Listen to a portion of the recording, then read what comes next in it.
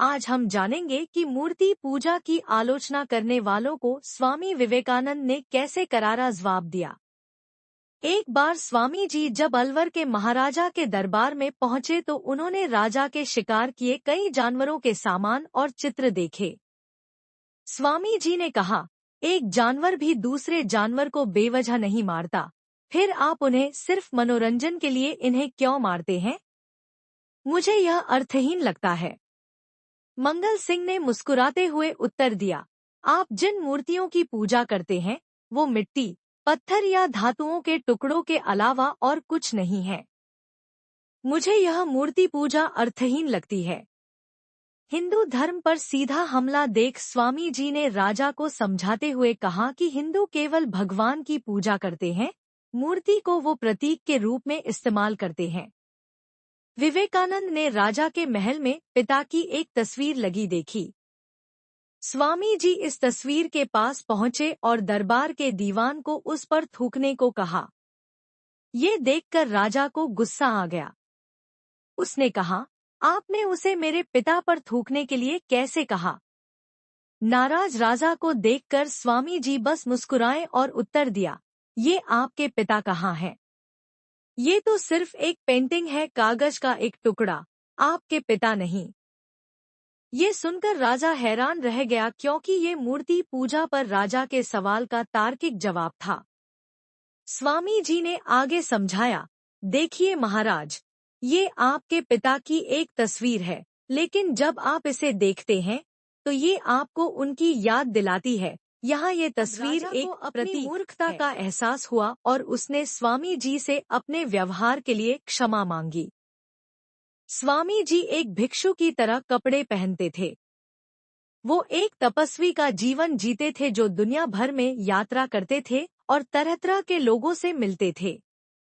एक बार जब स्वामी जी विदेश यात्रा पर गए तो उनके कपड़ों ने लोगों का ध्यान खींचा।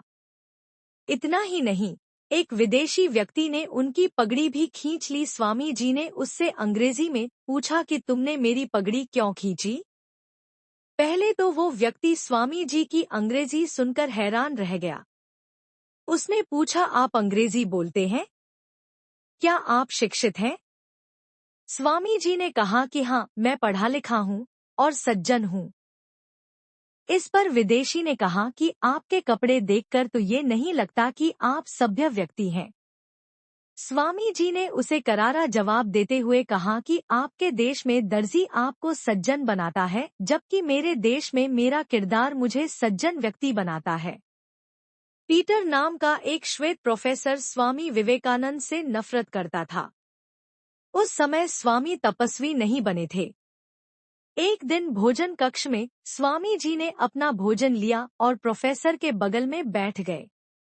अपने छात्र के रंग से चिढ़कर प्रोफेसर ने कहा, एक सुअर और एक पक्षी एक साथ खाने के लिए नहीं बैठते हैं।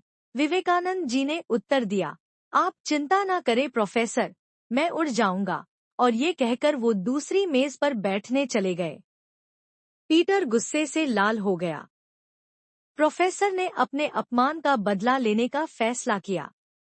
अगले दिन कक्षा में उन्होंने स्वामी जी से एक प्रश्न किया, श्री नरेंद्र, अगर आप सड़क पर चल रहे हों और आपको रास्ते में 2 पैकेट मिले, एक बैग ज्ञान का और दूसरा धन का, तो आप कौन सा लेंगे?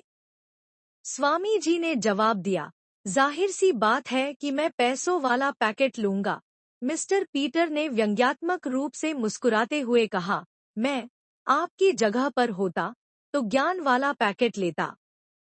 स्वामी जी ने सिर हिलाया और जवाब दिया, हर कोई वही लेता है जो उसके पास नहीं होता है।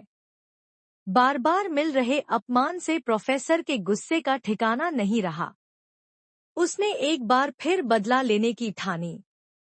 परीक्षा के दौरान जब उसने स्वामी जी को परीक्षा का पेपर सौंपा तो उन्होंने उस पर इडियट लिखकर उन्हें दे दिया।